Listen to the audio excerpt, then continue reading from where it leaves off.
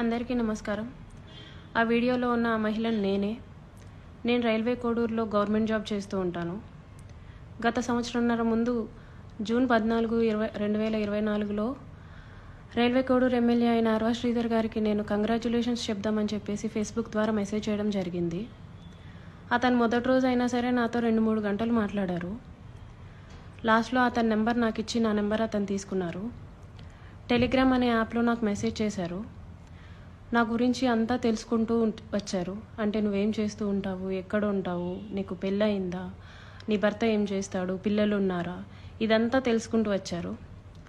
నా భర్త నాకు దూరంగా ఉంటున్నాడు అనేసి తెలుసుకున్నారు. నేను నా బాబుతో ఉంటాననేసి నేను చెప్పాను. అలా అనుకోవద్దు, నువ్వేం ఒంటరివి కాదు, నీకు నేనున్నాను, ఎటువంటి సిచ్యువేషన్ అయినా సరే నేను నీకు ఉంటాను అని చెప్పేసి నెక్స్ట్ డే నుంచే నాకు అటువంటి ప్రామిసులు చేయడం జరిగింది. అటువంటి భరోసాలు ఇవ్వటం జరిగింది ఆయన నుంచి. సరే అని చెప్పేసి నేను నార్మల్గానే మాట్లాడుతూ వచ్చాను. ఒక 2 రోజుల తర్వాత ఆయన నా న్యూడ్స్ అడగడం స్టార్ట్ చేశారు.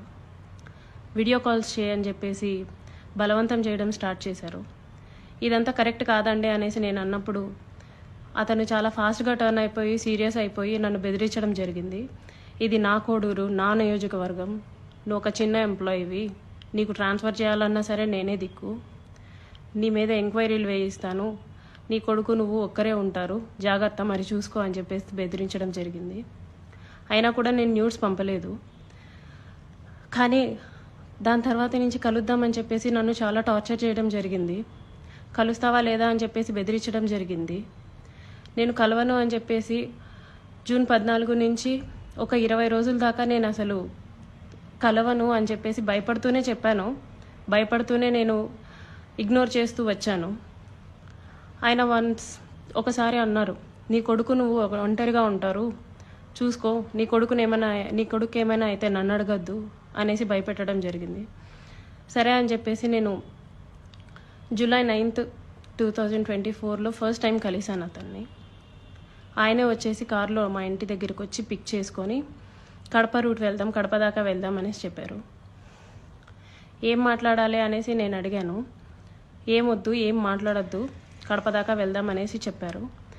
కడప దాకా వెళ్లకుండానే రాజంపేట దగ్గర ఏదో పల్లె దగ్గర ఆపేశారు. మొత్తం డార్క్గా ఉంది ప్లేస్. ఎందుకండి ఆపారు అనేసరికి నాకు నువ్వు సెక్షువల్గా కావాలి అనేసి అడిగారు. లేదండి, నేను సెక్షువల్గా కుదరదు, నేను అలాంటి దాన్ని కాదు అనేసి చెప్పాను. నేను అలా చెప్పేలోపే నా ప్రైవేట్ పార్ట్స్ని టచ్ చేయటం, నన్ను బలవంతంగా దగ్గరికి తీసుకోవడం లాంటివి జరిగాయి. నేను కార్ డోర్ ఓపెన్ చేయడానికి ట్రై చేశాను. అతను నా జుట్టు పట్టుకొని వెనక్కి లాగేసి నన్ను గట్టిగా కొట్టారు. 2-3 సార్లు కొట్టారు. చాలా గట్టిగా కొట్టి కార్ సీట్ని అడ్జస్ట్ చేసేసి నా మీదకి వచ్చేసి నన్ను చాలా బలవంతంగా రేప్ చేయడం జరిగింది. నేను అరవడానికి ట్రై చేస్తుంటే నన్ను చాలా గట్టిగానే కొడుతూ వచ్చారు. అలా నా మీద ఫస్ట్ అటెంప్ట్ జరిగింది. నన్ను ఇంటి దగ్గర డ్రాప్ చేసి నేను దిగుతున్న టైంలో, నువ్వు ఈ విషయం ఎవరికైనా చెప్పినా సరే నువ్వు కొలాప్స్ అయిపోతావు, నీ ఫ్యామిలీ కొలాప్స్ అయిపోతుంది, స్పాయిల్ చేసిస్తాను అని చెప్పేసి నాకు చెప్పడం జరిగింది. నేను ఆ భయంతో వెళ్ళిపోయాను, ఇంటికి వెళ్ళిపోయాను. నేను మా బాబే ఉంటాము. నెక్స్ట్ డే కూడా ఆయన కలుద్దాం, మాట్లాడాలి అని చెప్పేసి బెదిరిస్తూ వచ్చారు. అలా నాకు ఆగస్ట్ ఎండింగ్లో నా ఫస్ట్ ప్రెగ్నెన్సీ అతని వల్ల వచ్చింది. ఈ విషయం నేను అతనికి చెప్పాను. చెప్తే అబార్షన్ చేయించుకో వెంటనే అనేసి అన్నారు. నేను అబార్షన్ చేయించుకోవట్లేదు, నీ వల్ల నాకు ఇంత జరిగింది, నేను అబార్షన్ చేయించుకోవట్లేదు అంటే అప్పటికి నన్ను బెదిరించారు. నువ్వు అబార్షన్ చేయించుకుంటే నువ్వు బ్రతుకుతావు, నీ ఫ్యామిలీ బాగుంటుంది, నీ ఉద్యోగం బాగుంటుంది, లేకపోతే నా గురించి నీకు తెలుసు అని చెప్పేసి చెప్పడం జరిగింది. నేను అబార్షన్ చేయించుకోను, ఎట్టి పరిస్థితుల్లో అబార్షన్ చేయించుకోను అనేసి నేను వాదించాను. ఒక 2-3 సార్లు 2-3 రోజులు నన్ను బాగా బెదిరించి తర్వాత అష్యూరెన్స్ ఇచ్చారు.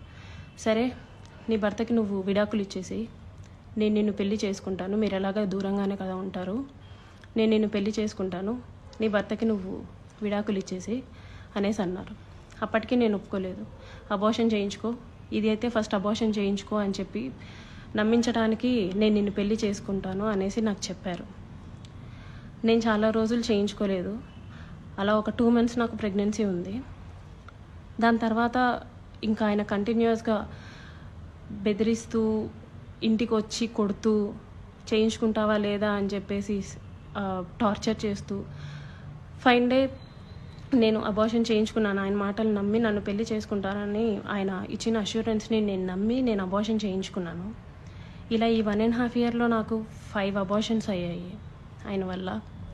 ఎప్పుడూ మా ఇంటికి రావటం, నాకు ఇష్టం లేదు అని చెప్పినా సరే నన్ను బలవంతంగా బయటికి తీసుకెళ్ళో లేకపోతే ఇంట్లోనో నన్ను కొట్టి మా వాళ్ళని బూతులు తిట్టి చాలా రకంగా నన్ను సెక్షువల్లీ అటెంప్ట్ చేయడం జరిగింది.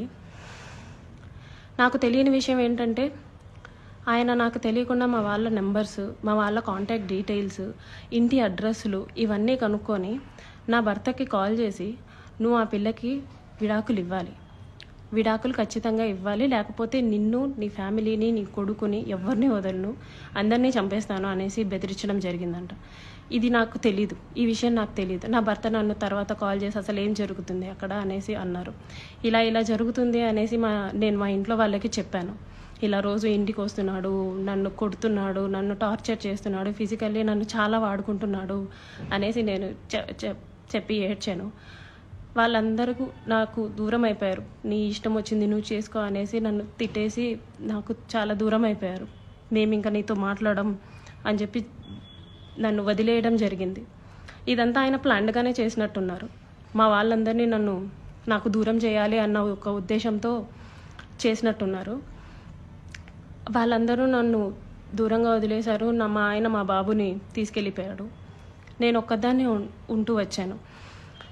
గత 6 నెలలుగా నేను ఒక్కదాన్నే ఉంటూ వచ్చాను. నేను నా ఒంటరితనాన్ని, నాకు పేరెంట్స్ లేరు, అమ్మ నాన్న లేరు అడగడానికి చేయడానికి, అమ్మ నాన్న లేరు. అతను నాకు అష్యూరెన్స్ ఇస్తూనే వచ్చాడు, మ్యారేజ్ చేసుకుంటాను ఎక్సెట్రా అని చెప్పి.